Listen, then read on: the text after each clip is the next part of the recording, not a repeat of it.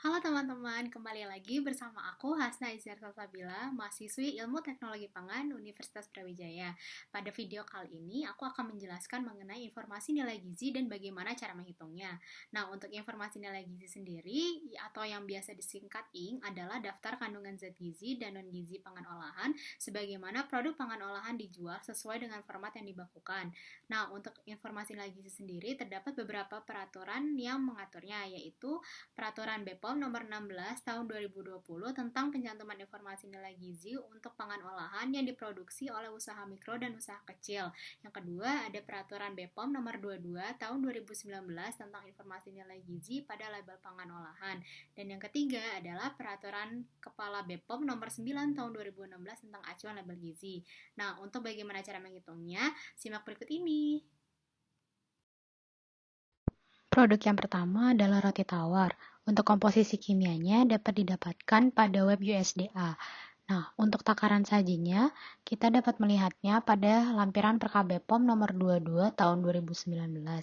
Nah, di situ untuk roti yang dikembangkan dengan khamir memiliki takaran saji berkisar antara 40 sampai 100 gram. Nah, di sini kita bisa memilih 40 gram. Nah, jika berat besi satu kemasan adalah 100 gram, maka dapat didapatkan jumlah sajian per kemasan itu 100 dibagi 40, yaitu 2,5 atau dibulatkan menjadi 3 sajian per kemasan. Kemudian dilakukan perhitungan untuk jumlah komponen persajian. Untuk menghitungnya dilakukan dengan menggunakan rumus jumlah komponen per 100 gram dibagi jumlah sajian per kemasan. Nah, contohnya untuk protein di sini 9,43 gram dibagi jumlah sajian per kemasan yaitu 100 per 40 dan didapatkan hasil 3,772 gram. Itu untuk persajiannya. Nah, untuk komponen lainnya dapat dihitung dengan menggunakan cara yang sama dan didapatkan hasil sesuai pada tabel. Setelah dilakukan perhitungan komponen persajian, dilakukan pembulatan. Untuk aturan pembulatannya tersendiri dapat kita lihat pada lampiran PKBPOM nomor 22 tahun 2019. Contohnya di sini untuk protein karena hasilnya komponen persajian adalah 3,772 gram, maka itu sudah lebih dari 0,5 gram persajian, maka dibulatkan ke kelipatan 1 gram terdekat, sehingga protein dibulatkan menjadi 4 gram. Untuk komponen lainnya dapat melihat aturannya pada PKBPOM nomor 22 tahun 2019. Selanjutnya dilakukan perhitungan persen AKG. Untuk menghitung persen AKG, kita harus mengetahui nilai ALG per komponen. Untuk mengetahui nilai ALG per komponen, kita dapat melihatnya pada PKBPOM nomor 9 tahun 2016. Di situ sudah terdapat nilai ALG setiap komponen.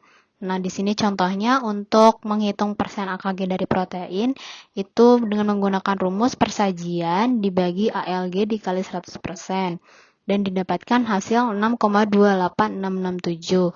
Dan untuk komponen lainnya berlaku dengan rumus yang sama dan didapatkan hasil sesuai pada tabel. Setelah menghitung persen AKG, maka dilakukan pembulatan. Untuk aturan pembulatannya dapat dilihat pada lampiran PKBPOM nomor 22 tahun 2019. Di sini kita mengambil contoh untuk protein. Protein didapatkan hasil 6,2667%.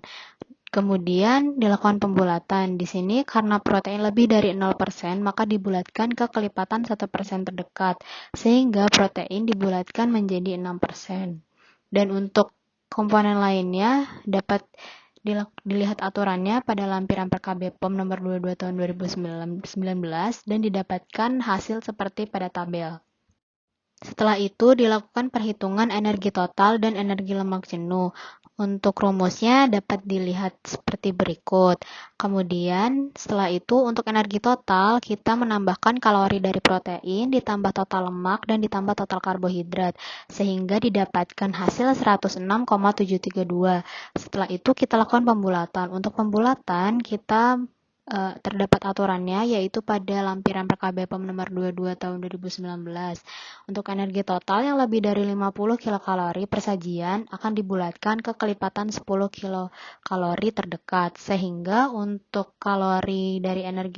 energi total ini dibulatkan menjadi 110 kilokalori. Untuk produk kedua, yaitu siomay atau dimsum dari ikan, komposisi kimianya dapat kita lihat pada lampiran Reka BPOM nomor 16 tahun 2020. Di sini, pada lampiran Reka BPOM nomor 16 tahun 2020 dapat terlihat nilai kandungan gizi per 100 gramnya, seperti pada tabel berikut. Dan untuk takaran sajinya dapat kita lihat juga pada lampiran Perka BPOM nomor 16 tahun 2020, yaitu untuk siomay dan dimsum ikan adalah 50 gram per 70 gram untuk takaran sajinya. Sehingga untuk takaran sajinya kita memilih 50 gram. Dan berat bersih satu kemasan adalah 100 gram. Untuk mengetahui jumlah sajian per kemasan, maka 100 dibagi 50 dan didapatkan 2 sajian per kemasan. Untuk menghitung persen AKG pada produk kedua ini menggunakan rumus yang sama dengan produk awal yang tadi. Untuk perhitungan energi total dan lemak jenuh sama dengan perhitungan energi total dan lemak jenuh.